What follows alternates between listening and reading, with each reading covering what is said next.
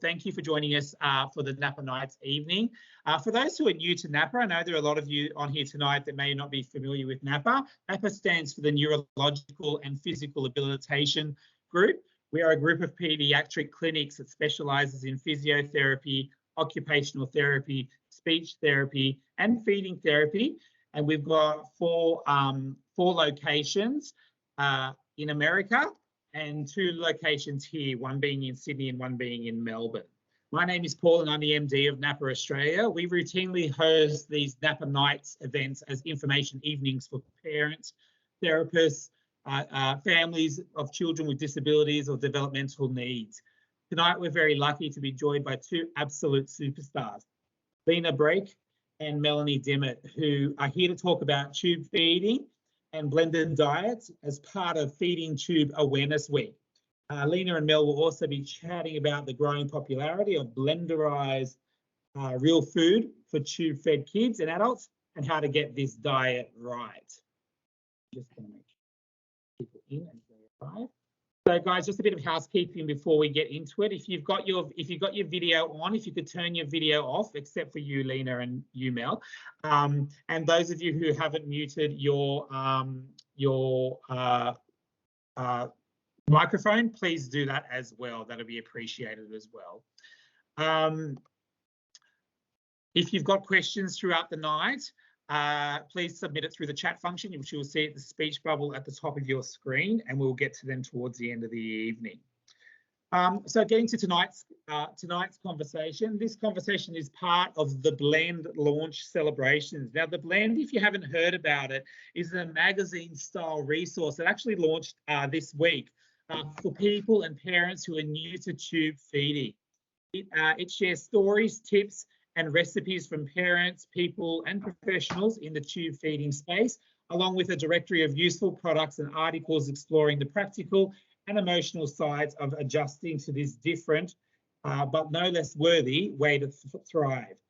So now the Blend magazine, as I mentioned, came out this week, and you can actually access it online. It's completely free to read and download, and you can access it at www.theblendmag, the blend, B-L-E-N-D, mag, M-A-G.com. For those of you who would actually like a physical copy of the Blend mailed to you on behalf of the publishers of the Blend and NAPA Centre, please email me. Now, you've got to grab your pen and paper, and I'll give this to you at the end as well. But email me at paul, P-A-U-L, at NAPA Centre,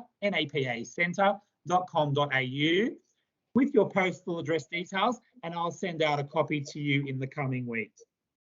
Please note that numbers are strictly limited to the first 50 that email me, and remember that if you do miss out, that you can always read it for free at theblendmag.com. So, to our speakers for tonight, I'm really, really happy to introduce you to our 2 guest speakers for tonight. So I'm just going to let in people. These are like superstars in the industry, guys. So Lina Breik is a senior accredited practicing dietitian with a decade of Australian hospital experience in tube feeding. She is the founder and specialist dietitian at the Tube Dietitian. With her extensive knowledge in gut function, all the various formulas available on the Australian market, and strong medical and nursing community links, the Tube Dietitian brings clinical excellence, kindness, and reliability to the comfort of your own home. You can search a bit more about Lina at tubedietitian.com. And Melanie Dimmitt is a freelance journalist who's written for The Age, Sydney Morning Herald, and Collective Hub magazine. Since launching her debut book, which I'm sure many of you have read, called Special: Antidotes to the Obsessions That Come with a Child's Disability, Melanie has written, spoken, podcasted, and advocated far and wide for parents travelling the not-so-typical path. She currently heads up news and features at disability support organisation Higher Up, and hosts the NDIS Know-How podcast. And you can reach out to Mel post this session through the blendmag.com website or through her Instagram, which is The Special Book. As I mentioned, the discussion will start very, very shortly. And what we'll do is we'll go through the discussion first with Lina and Mel. And then if you've got any questions, pop them in the chat and we'll endeavour to get to as many of those questions as we can in the second half of this presentation. Don't forget to email me if you want a copy of that magazine sent out to you at paul@napacentre.com.au. There's 50 people on there. Yes, sorry, what was that, Lina? No, that was Sarah Thomas of Wholesome. Oh, it's me. Sorry, I didn't realise that my speakers were on. I was like, oh my God, there's 50 people. Hi, everyone. Sorry, I will mute myself. Welcome, Sarah. Now mute. I told you to mute. We love hearing from our audience, but mute. Okay, great. All right, now throw over to Mel and Lina. Hopefully all this works and the technology works. And I will chat to you. I'm going to take my video off because you don't need to see any more of me.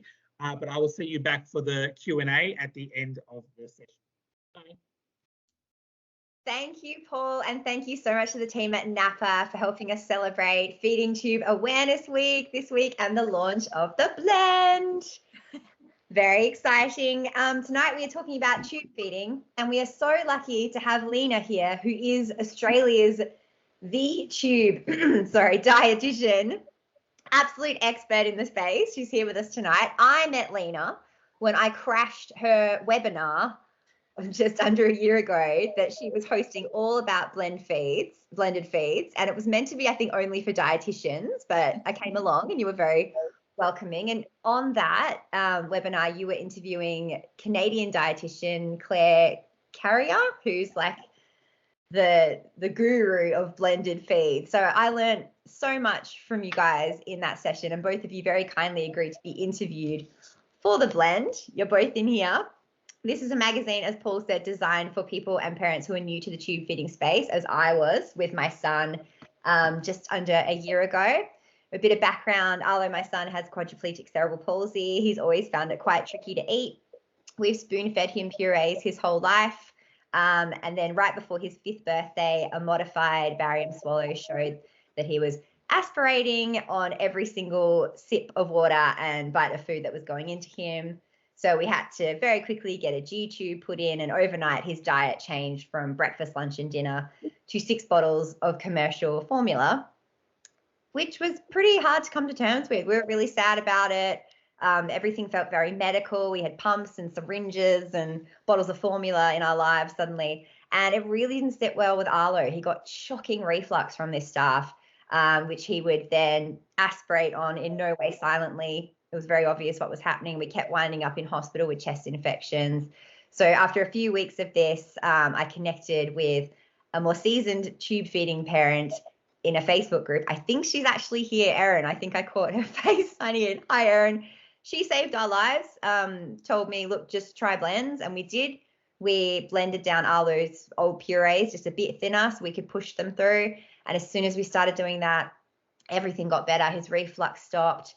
Arlo just started thriving. He stacked on weight. He's got all this color and glow that he never had before. And he's better than he's ever been. And it's been going really well now for quite a few months, which is great. But I was really frustrated that we'd had this awful entry point into the space and this horrible experience. So I wanted other parents and families not to have to go through this. I wanted there to be more awareness around all of the options there are for tube feeding and all of the, I wanted people to see all of these incredible people who are tube feeding and having wonderful lives with the tube. So decided to make the magazine, started interviewing professionals, parents and people in the space. And like I said, lovely Lina was one of my interviewees in here. She's got a fantastic article. She's here tonight to answer some more questions from me and also questions from you guys. So as Paul said, please, if you've got any questions for Lina, pop them up in the chat. We're going to get to those about halfway through our conversation tonight. I'm going to kick things off with a few questions for you, Lina, starting with, why are you so very passionate about tube feeding? Yeah. Hello. Thank you for having me, Paul and Mel. I'm really, really happy to be here. And hello, everybody. Food is love. Food is culture. Food is identity. And my majority of my dietitian experience has been in hospitals in the clinical setting, in particular in the ICU. So I've mainly been managing tube feeding in the critical care space. And then just as COVID hit, I started my own private practice, Tube Dietitian, and I started seeing tube feeding in a completely different light, no longer in the ICU, but in schools, in homes, in shopping centers. And it just made me realize that, as you mentioned, Mel, the medicalization of food can really bring people down.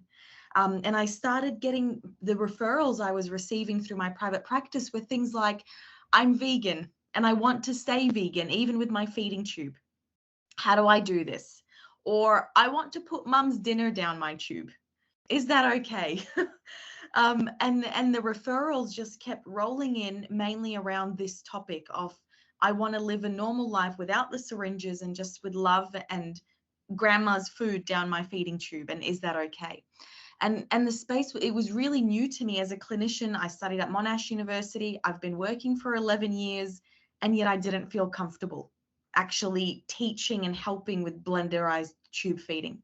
So I've started my own journey of trying to find Facebook groups and carers and parents and professionals that are comfortable in the space. And I started to read about it and learn how I've got to do it myself at home so I can be able to teach it. So yeah, I think what brought my passion is just people coming to me and saying, I just want mum's dinner down my tube. Why is that wrong? Yeah, I love it. That's so beautiful. And you're right. It's just so sad when you go, especially with Arlo. He was used to meals. I've spoken to other parents, and sometimes formula is great for kids. They've had it since they were a baby, or they have allergies and things. And sometimes formula is fantastic. But for us, it was just so sad going from being able to cook and feed our boy to then bottles of, I shouldn't say the name, but bottles of commercial formula. And that was it. It was just so abrupt and such a huge change. And I love that, while you are obviously so interested in blends and what's happening there, you have a really balanced approach. You're pro-choice, as I think we called it, when it comes to the blends versus commercial formula debate. Tell me about your approach. Yeah, absolutely. Look, I say this before all of my webinars, as you know, that I'm not completely in one camp. I'm just solely pro-choice. And as you mentioned, Mel, I think all clinicians, I'm hoping we've got speechies and dietitians on the line. I think it's our job to present parents and carers with the option. And that's because people have the right to make an informed choice as to how do I want to move forward and feed my child. Tube feeding, it's for life, right? For a lot of people. And therefore, you need to have the choice to do you want to, do blends or commercial formulas? So I'm definitely not in one camp. Both have their pros and cons. And it's, as you mentioned, extremely individualized. So I always start all my webinars with, there's nothing better than the other. There's reported benefits in both and negatives in both. But we've simply got to give people the choice. Thankfully now that with the internet, there's so much out there that's actually really rich and good information, from Facebook groups to, if you simply just Google the British Dietetic Association blended tube feeding, you'll get a brilliant position statement that our UK clinicians put together. If you type into Google blended tube feeding Australasian Society, you'll get a brilliant consensus statement that's just recently been released on blended tube feeding from our Aussie colleagues. So there's lots out there. And the important thing is, as clinicians, we need to present parents and carers with the choice. And as parents and carers, you guys need to know that there is nothing wrong with homemade blended tube feeds. It is possible, and it can be something that can change your child's or your life. So yeah, absolutely. Yeah, it certainly did for us. Formula just was not working. There was runny poos and reflux, and I know that's not the case for all kids at all. You said obviously there are benefits and drawbacks for both options, formula and blends. Can you touch on some of those for us? So look, I mean, benefits of commercial formulas. They're sterile, they're convenient, they come in a litre bottle ready to go, a really long hang time, so you can be on 24-hour feeds and have a commercial bottle hanging there for that time, so a long hang time. If somebody is severely immunocompromised, undergoing chemotherapy and cancer treatment, we'd be really careful with, but we'd probably opt for commercial formula, given it is sterile and packaged in a sterile environment. So it's different.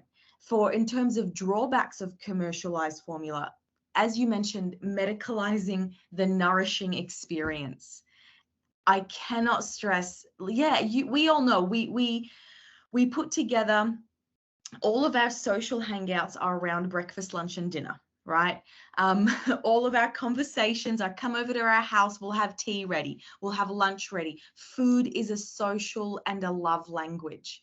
And I think for people who are living with tube feeds in the community, commercial formula just adds that additional medicalization, and that can be really hard.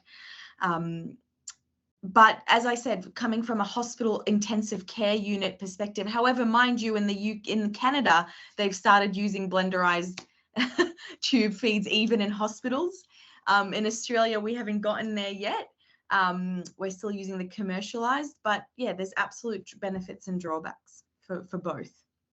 Yeah, it's so cool. Claire, in your webinar, was talking about how at her hospital, the blended feeds were coming in, whereas us here, you know, our hospital is pretty cool. I bring in Sarah Thomas's Wholesome Blends pouches, shelf-stable stuff, and they love it. But then she's told me about other parents in other hospitals having to smuggle the stuff in their suitcases.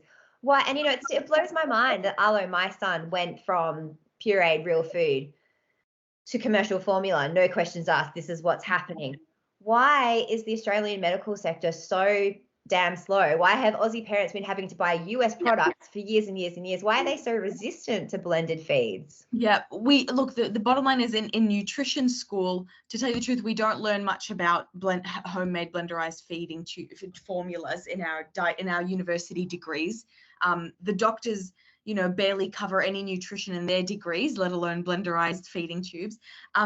The reality is a lot of the research is stemming from the UK and the US. So there's not much local Aussie, New Zealand research for our clinicians to read and go by. So we've got to get any speechies, dietitians, any parents that want to do masters and PhDs.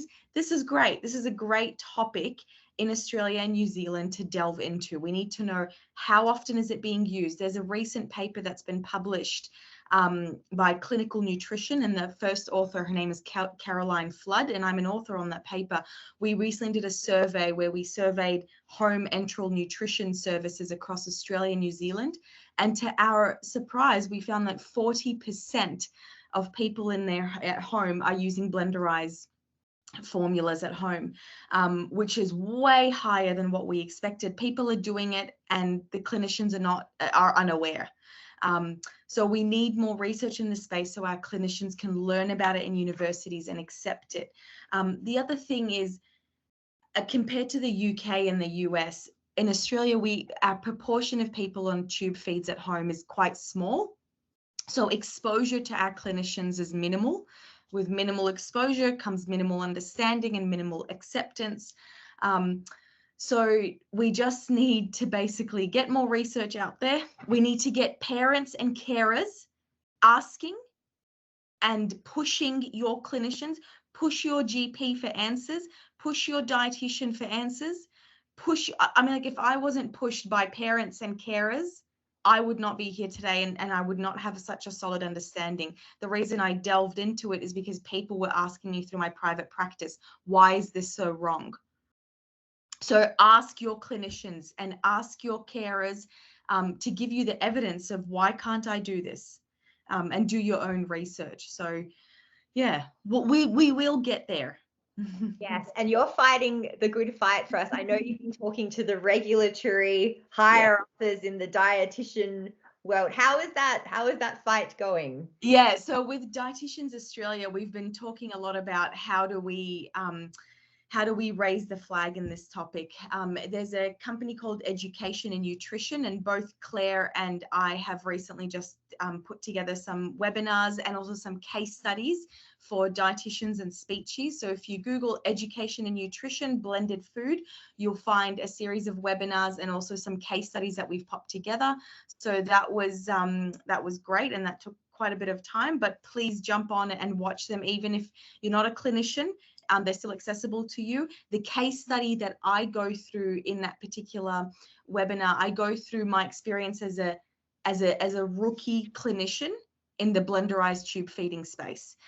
Whereas Claire Caraya, who's also in the blend, as Mel mentioned, she goes in her case study, she goes through herself as a very seasoned clinician in the blended tube feeding space, and she goes through a typical person on tube feeding and how she managed them. So we're definitely getting traction and support from companies like Education and Nutrition, Dietitians Australia, and as I mentioned recently, very recently, the Australasian Society of Parenteral and Enteral Nutrition has released a brilliant consensus statement. So we're definitely pushing for, we need to say this is okay, and we need to say this is more than okay, and it needs to be an option presented to people. Absolutely, it does. I think that's so great. You've just mentioned like so many resources that we can go to, and I think, like you say, we need more information, we need more awareness. But I think another issue, you know, the reason why parents and people are reluctant to try blended feeds is because they're freaked out. I think there's a lot of fear around it, and I think there's a lot of misconceptions and myths. In your article in here, you go through and bust some blended feed myths, which is fantastic. Could you touch on a couple or a few of those? Can you bust some myths about blend feeding? Yeah. Right. Absolutely. One of the most common ones I get is, isn't there a high risk of contamination or from food that's being cooked and then put through a blender, then put through a tube? And my response is, it's the exact same food you put through your mouth every day. So if you have good hygiene practices, wash your hands, you separate your meat board from your veg board. That simple stuff is all you need for eating through your mouth and putting blended food through a tube. There's a study in 2020 looked at about 50 people, and this is a study in the USA, looked at 50 people who make their homemade blended tube feedings in their kitchen, and they use standard precautions of food safety and hand hygiene and all that sort of stuff.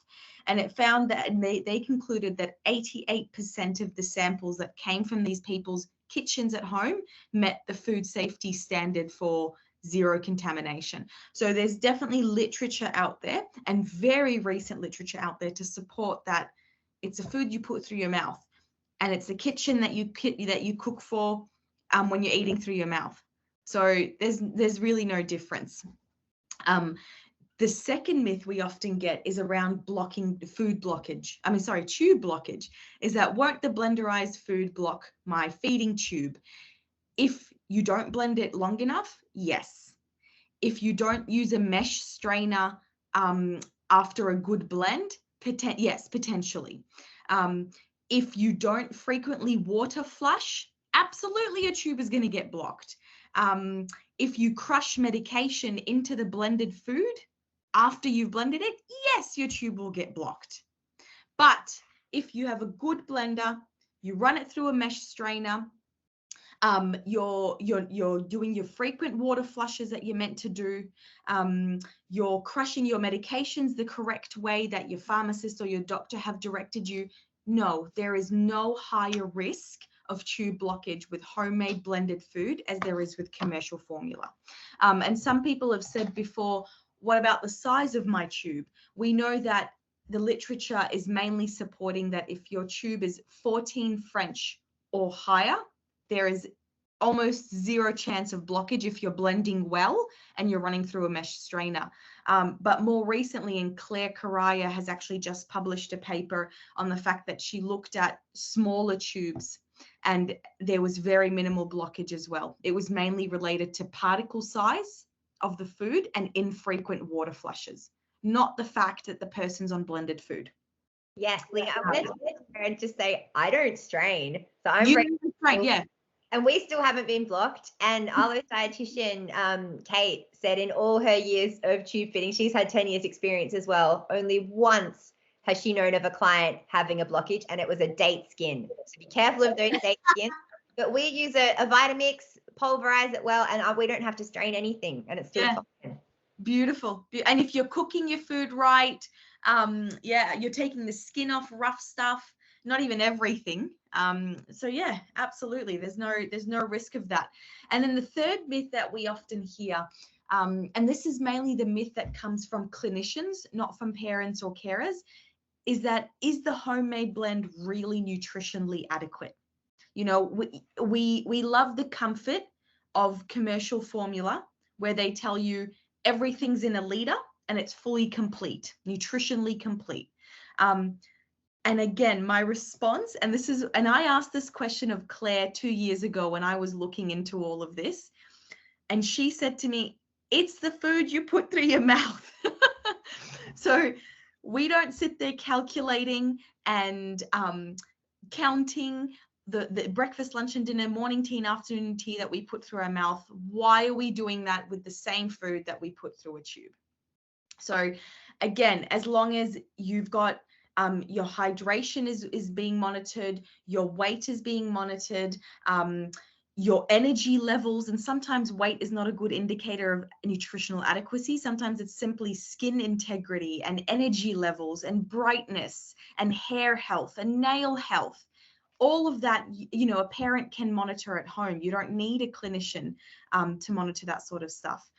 So yes, they can be nutritionally complete using nutritionally rich fluids to make your blends, like your vegetable oils or your different types of milks, even a coconut milk. So instead of watering down your blends with just water, you can use lots of nutritionally rich liquids. And I'm sure, Mel, you've got heaps of tips on that, more than I do. You would have more than me. I just know never use water, ever. Like we use almond milk or we use stock to thin things down. And that's one thing I learned from your webinar with Claire, is just water is just a waste of space and it fills you up.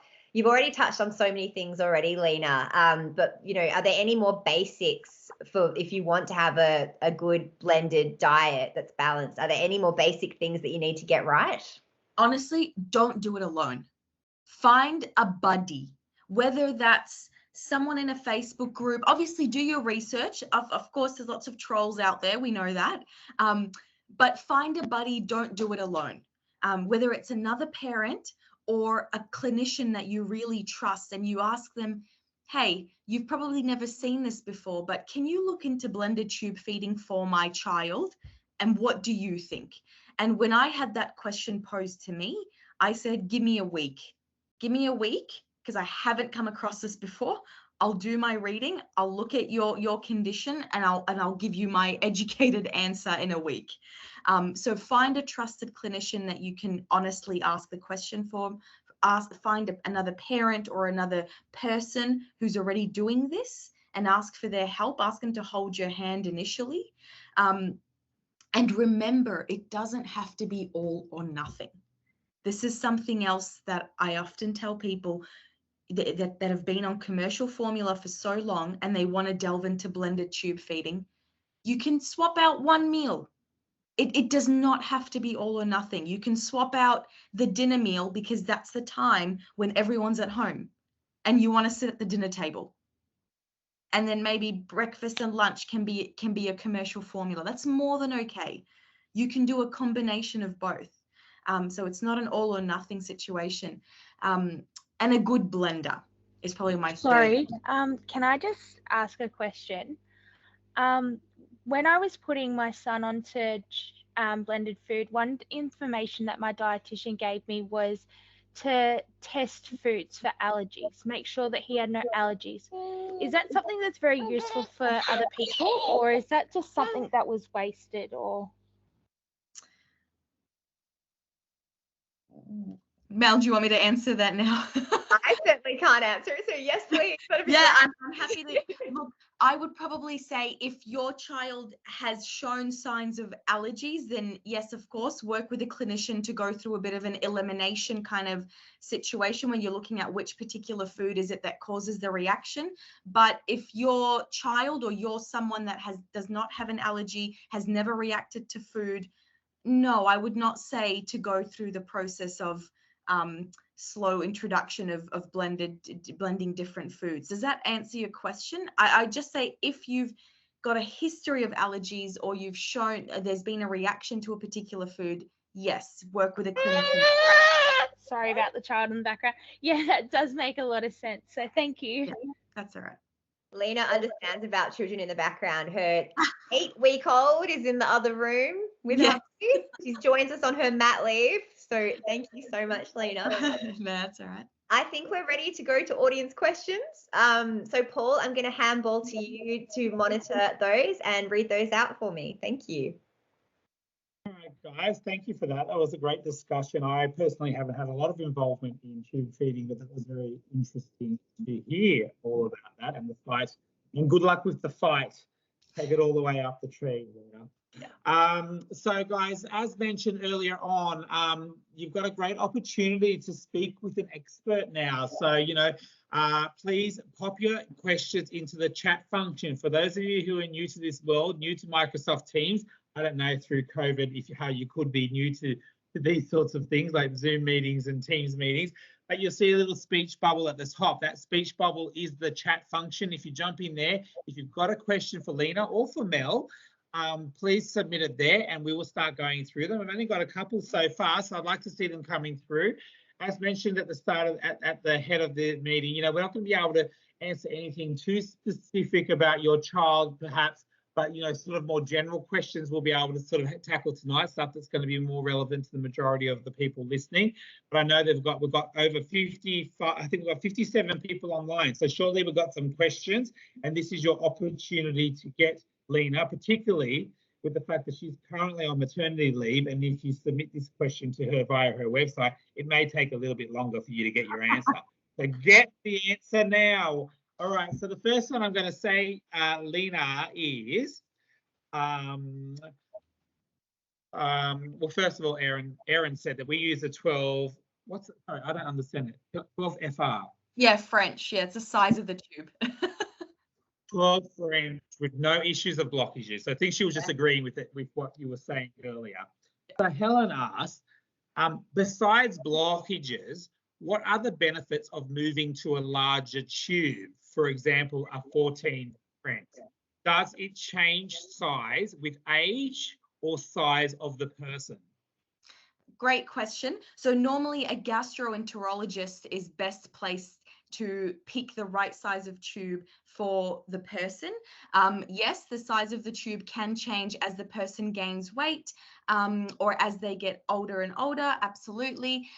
But really there's no, I would say, trust in your gastroenterologist, trust in your specialist's decision as to the size of the tube that is most appropriate for your anatomy, for your weight, and for your medical condition. So I would probably say don't go out seeking larger tubes unless you can absolutely ask the question of your specialist. And they might say, as you're gaining weight or as you're getting older, we can pop in a new tube, but there's no need to necessarily go out seeking a larger tube. Great, thanks for that. And we'll just say, just in regards to that answer and the future answers, just keep in mind that anything that Lina sort of advises here tonight is going to be quite general in nature. So we do encourage you to obviously take her advice, but then go and see your local physician or specialist to help you make your ultimate decision. So obviously, use all the information you can. Yeah. Okay, next question. I heard that using Coke can unblock a tube. Is this true? That's a good question.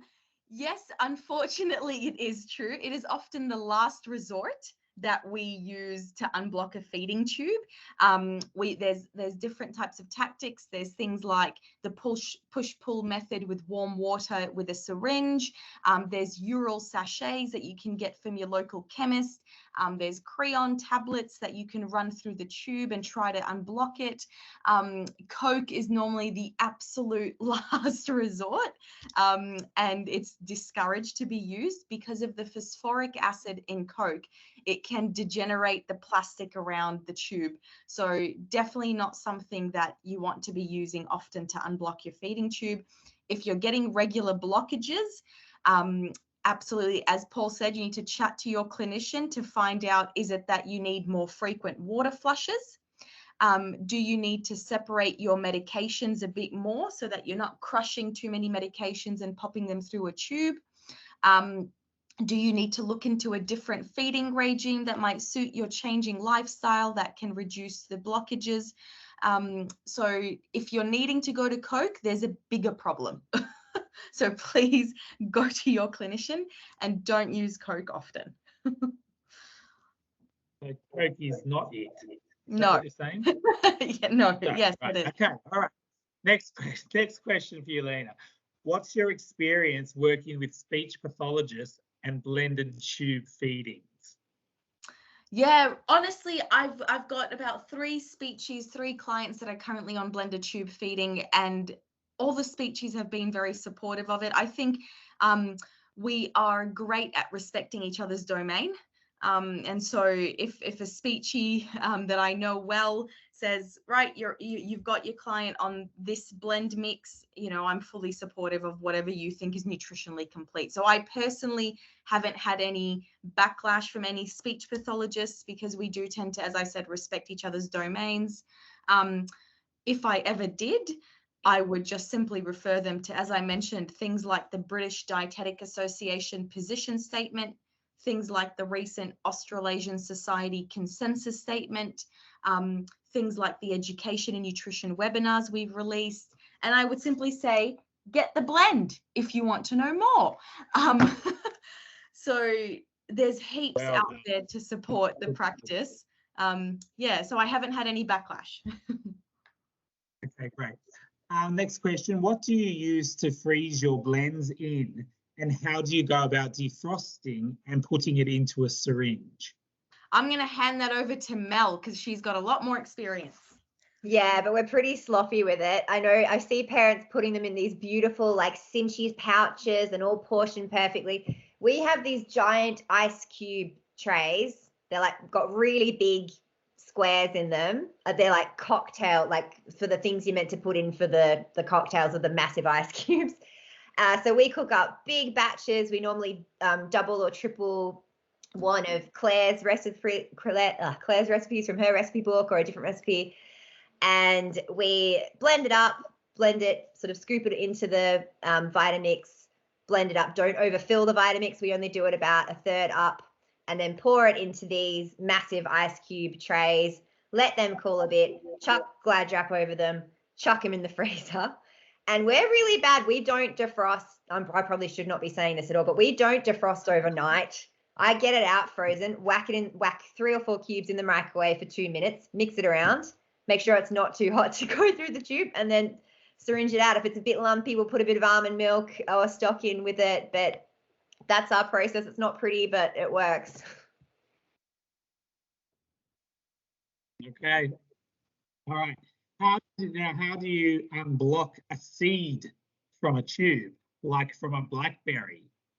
Oh gosh. I probably don't want to be giving that advice over Teams. I don't know the person's tube size or how long it's been blocked. I would probably say head to your local GP and get maybe the practice nurse or your doctor to have a look at it. Yeah, it's a tough one, I know. Am I allowed to give it like some advice that was given to me from an adult on that? Again, probably super dodgy. But Jess Cochran is an adult who tube feeds. She's in the blend. And she said you can try and flush it out. The smaller the syringe you use, the higher the pressure. So if you've got a 1 ml syringe, try pushing it out with that. That's way more likely to get it through than like a 10 or a 60. Is that in any way right, Lina? Maybe from a physics perspective, yeah, it sounds about right. The smaller the tube, the higher the pressure, in the syringe. But also just massaging the tube. Sometimes the warmth of your fingers at the site of the blockage, try that, just massaging really, really slowly.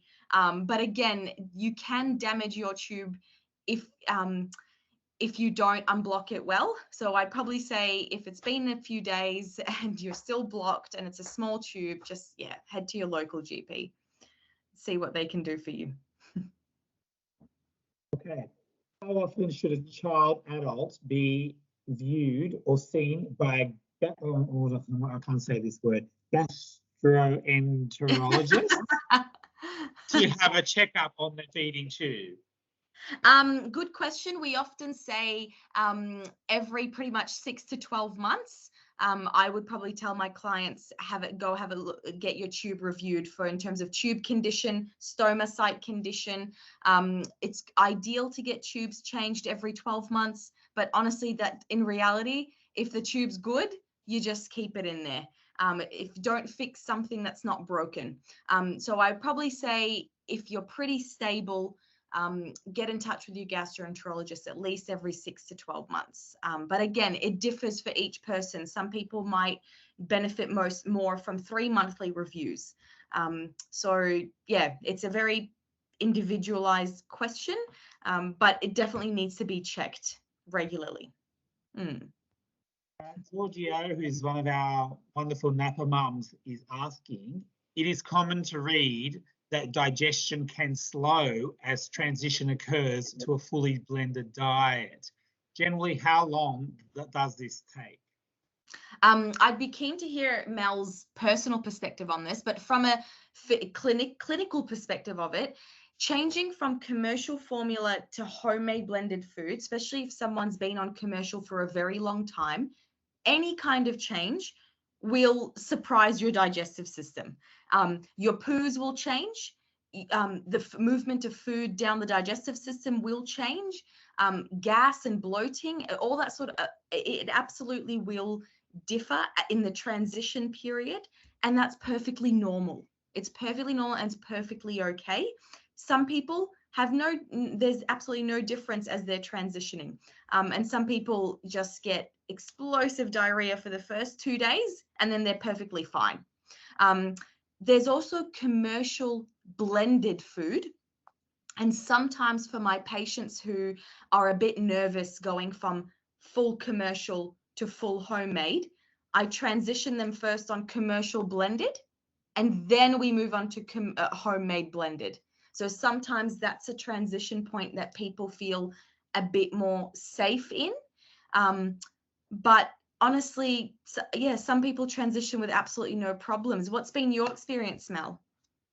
So the formula, he had the most runny poos. Like as soon as he did one, we had to change the nappy, otherwise it leaked through and it was a disaster. And then when we went to blends, he got a little bit clogged, but we sorted that out with Movicol, which he was on before the formula. So we went back to his normal, he has 1 adult sachet of Movicol or Movicol, however you say it, each day. And he is like clockwork now. So I know some people suffer with constipation, but I'm aware that that can be managed as well. Yeah. And just remember, it's very normal to see a difference in your body, in your digestive system, initially in the transition point. It's very normal. But if this is something you want to do, you've got to stick it out. and it will go away and your body will adjust. Our digestive system is amazing. It will adjust. Okay, great. Thanks for that. Okay, Lauren asks, would you recommend your child seeing a gastro if they have NGT that's looking like it will be long-term?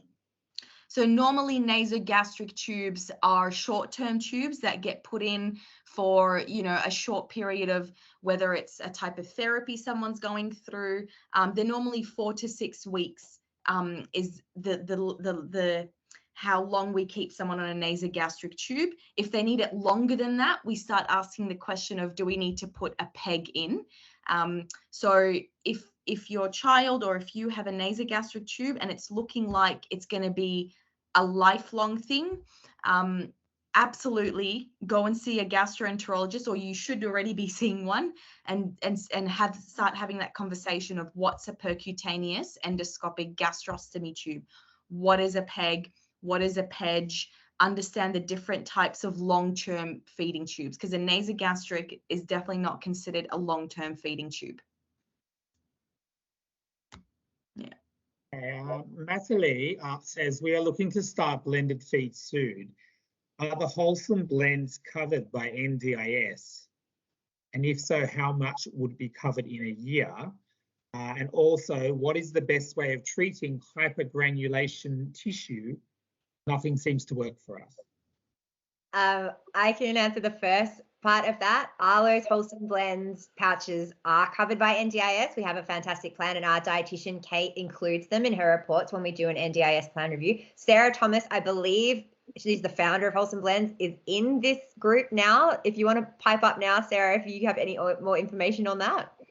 Hi, Mel. I am here, but I didn't want to take over this chat at all. Please do. Thank you. Thank you for having me. This has been amazing. I learn so much every time I do these. Yes, you can get commercial blends covered under NDIS, wholesome blends as well.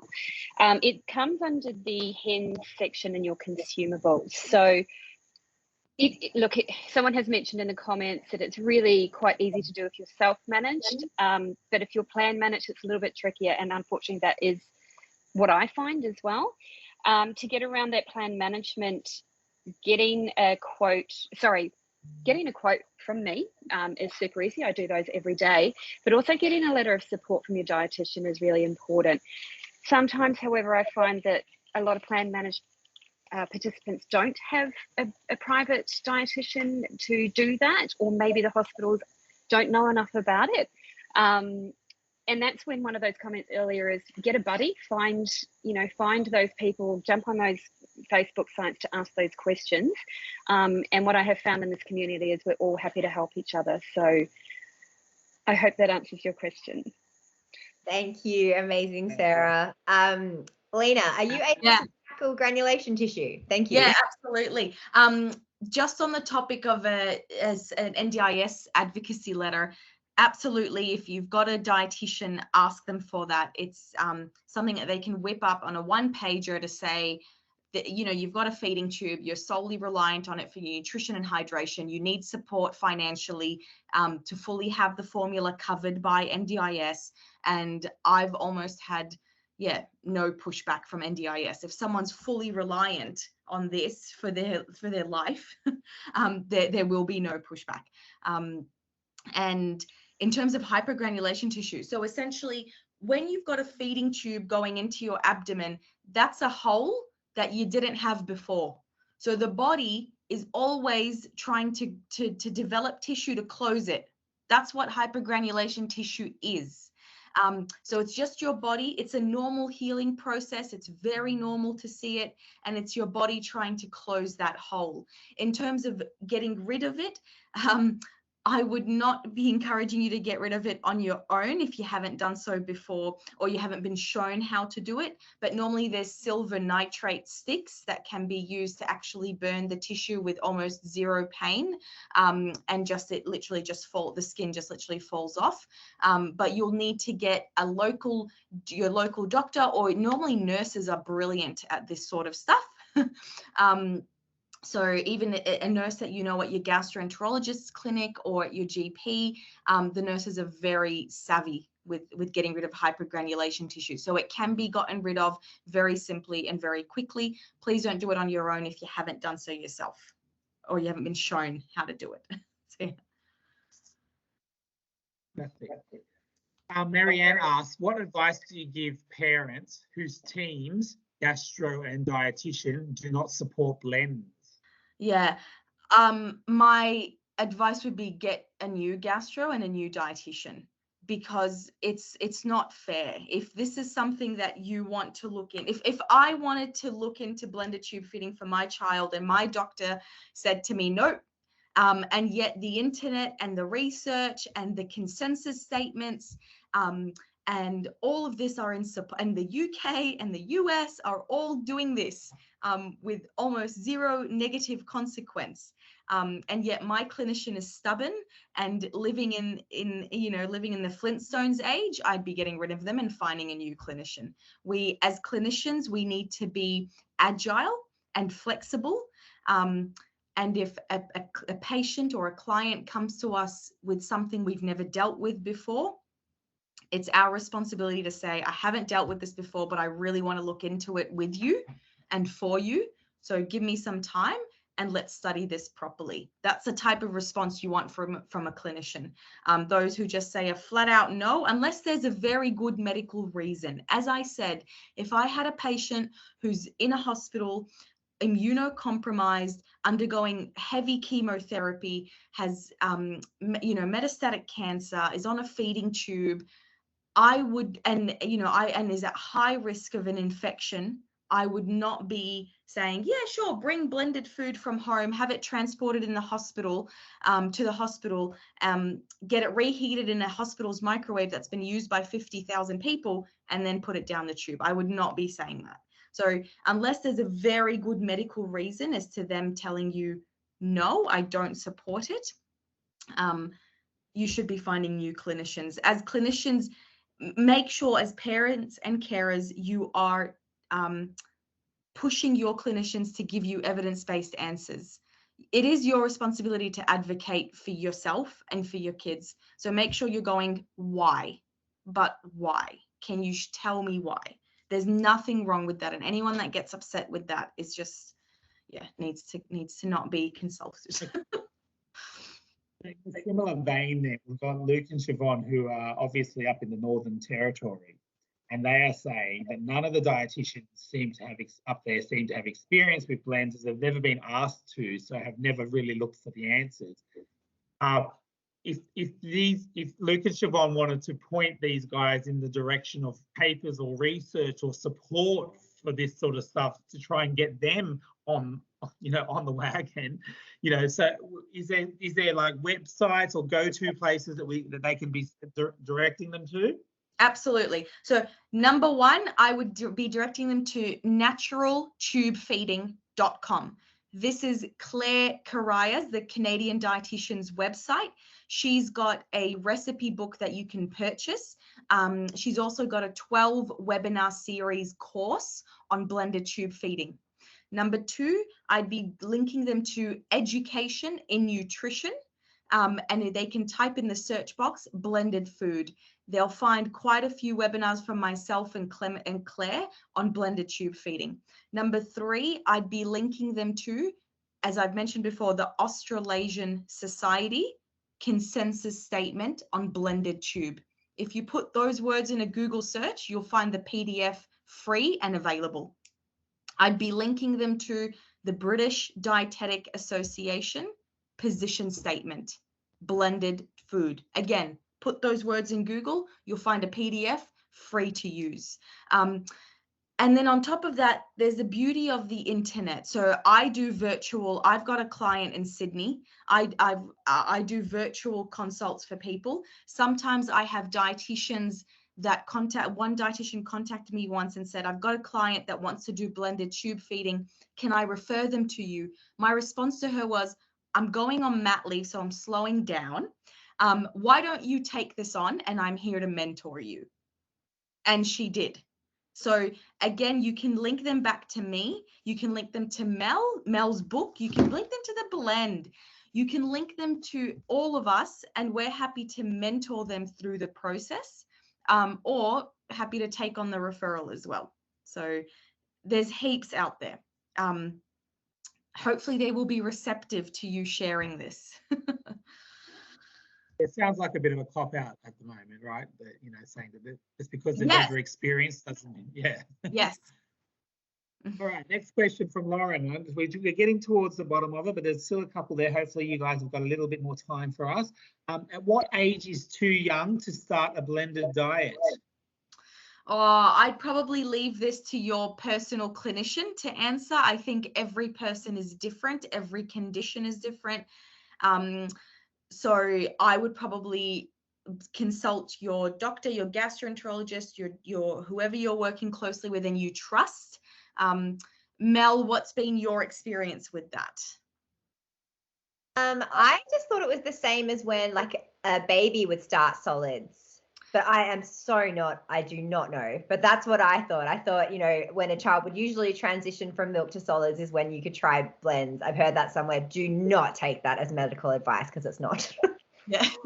Can I jump in with that one as well? Yeah. The Food Safety Standards Australia New Zealand, which all of our food is governed under, suggest 12 months and over for the food for special medical purpose, which is what we sell. As a mum, I'm with you, Stacey. Yeah, I think it's a very unique, I think it's different for each person.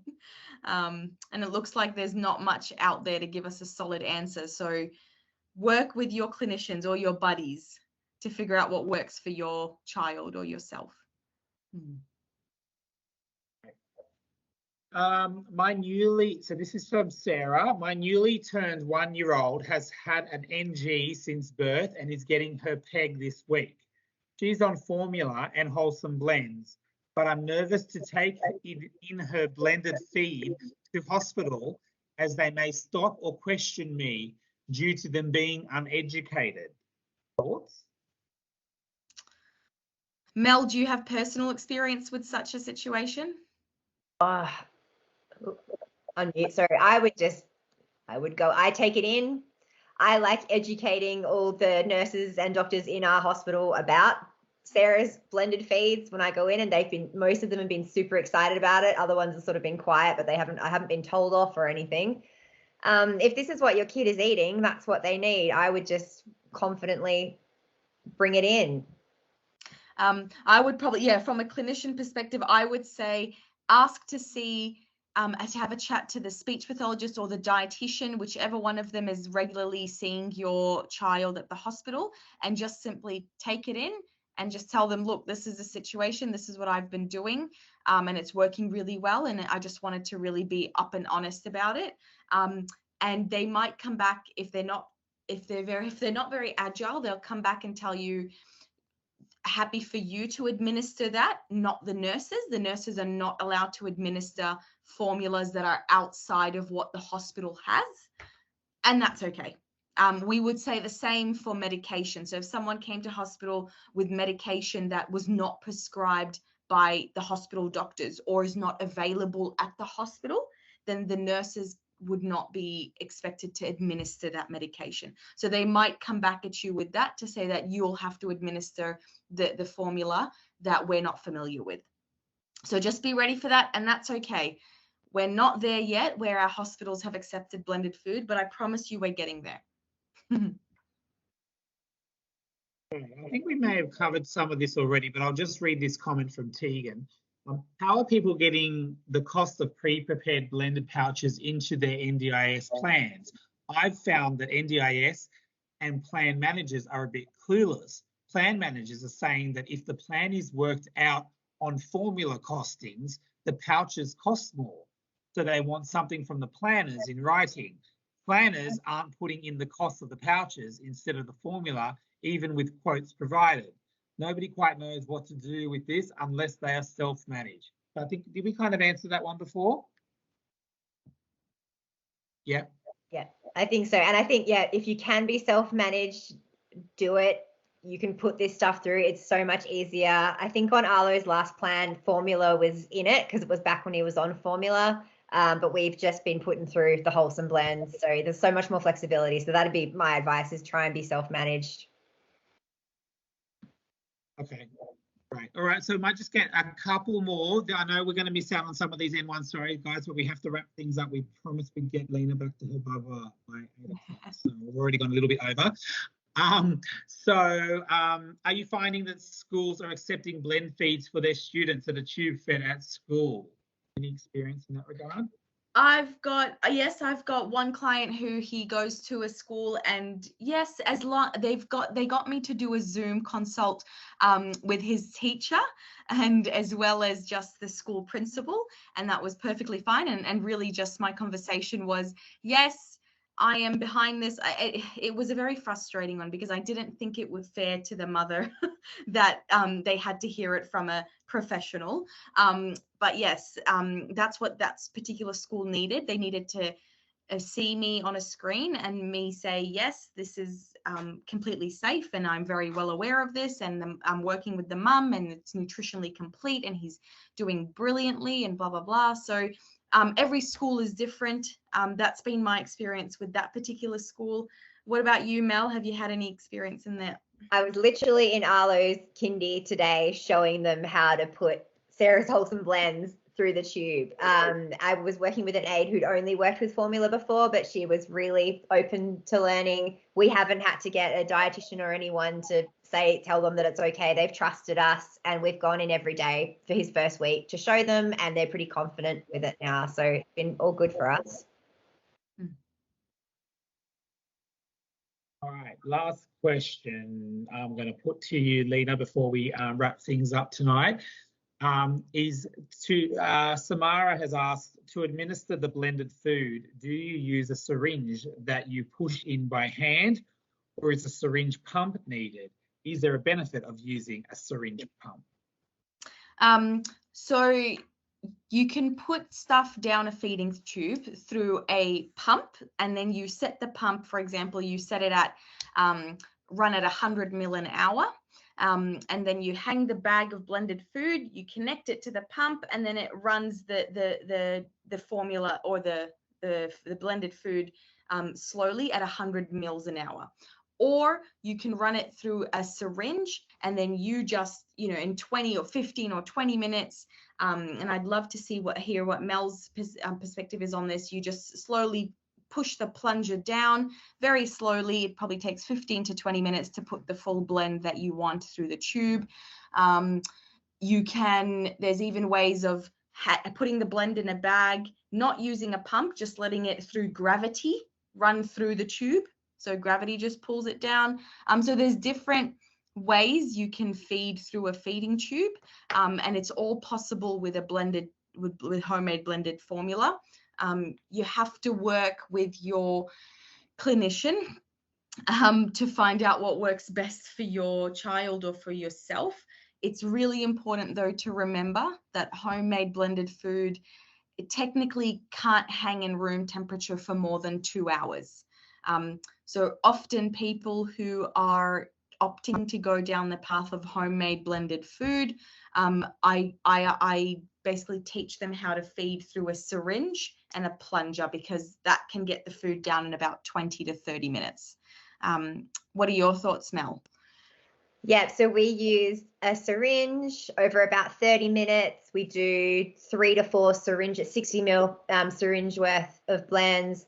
We draw it up, knock out all the air bubbles, try very hard not to squirt it all over the ceiling in doing so. And then we push through 20 ml at a time, wait a couple of minutes, another 20 ml, wait a couple of minutes, another 20 ml, and then do water flushes in between all of those. And that's how we do all of his meals. I think because we like our blends quite thick, just because we want to avoid Arlo gets reflux on thinner things, we have to syringe. But I know that there are pumps being invented that will hopefully be able to administer thicker blends, and we look forward to that day. Okay, thank you, guys. That's fantastic. If you've got any final questions, I'll just do a bit of wrap up. For those of you who weren't perhaps online for the very, very start of this, obviously this has been a fantastic evening where we've been talking about tube feeding in celebration of Tube Awareness Feeding Tube Awareness Week. Feeding Tube Awareness Week, and obviously the launch of the Blend magazine, which came out this week.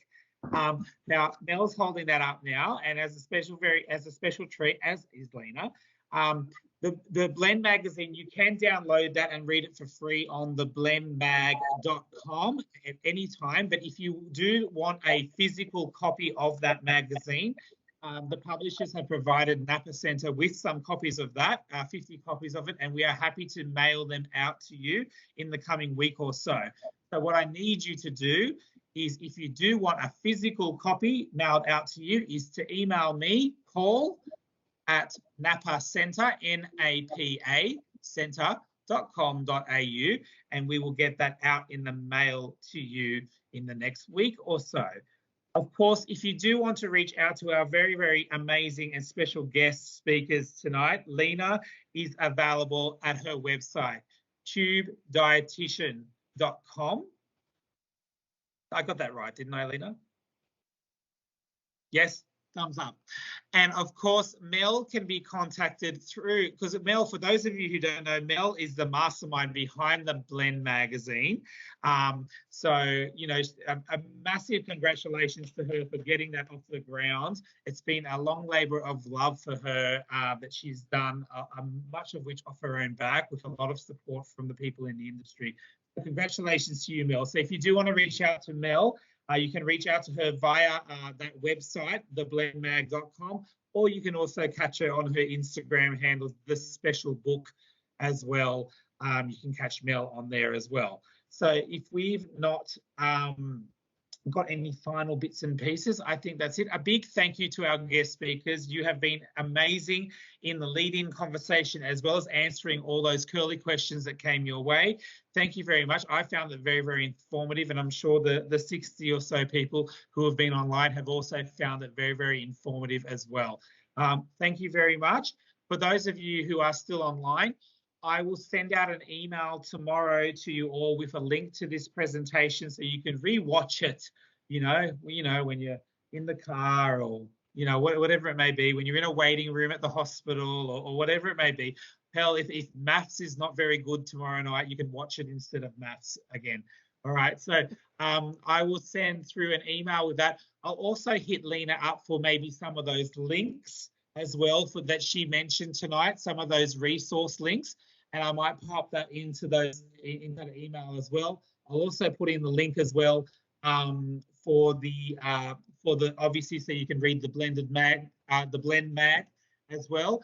So you'll have all the information sent out to you in the next day or so from me.